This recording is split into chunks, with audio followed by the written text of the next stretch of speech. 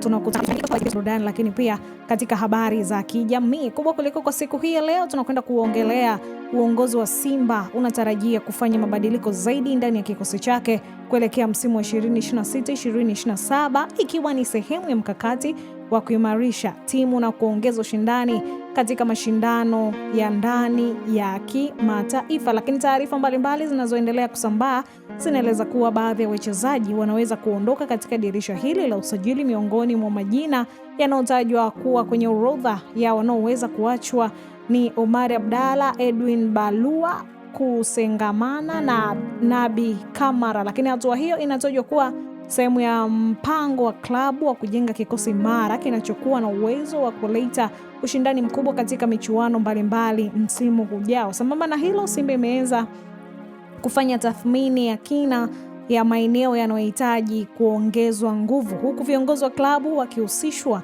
na harakati za kusaka wachezaji wapya watakaoongeza ubora wa ndani wa ushindani wa kikosi. Inaeleza kuwa mazungumzo na baadhi ya wachezaji wanaolengwa tayari yameanza, huku klabu hiyo ikitarajia kukamilisha baadhi ya usajili wake katika kipindi cha maandalizi ya msimu mpya.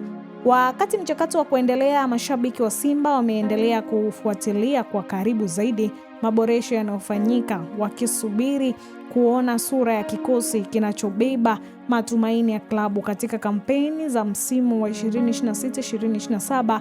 Hadi sasa Simba haijatoa tamko rasmi kuhusu wachezaji watakaoondoka wala watakaojiunga na timu hiyo, huku taarifa kamili zikisubiri kutolewa na uongozi wa klabu mara baada ya kukamilika kwa taratibu husika. Sasa endelea kusubscribe, kushare, kulike na kucomment ili uweze kufahamu sasa ni nini ambacho kitakwenda kuhappen. Nani anabaki, nani anaondoka, mimi na wewe hatujui. Tuendelee kusubiria hapa Gift Online TV.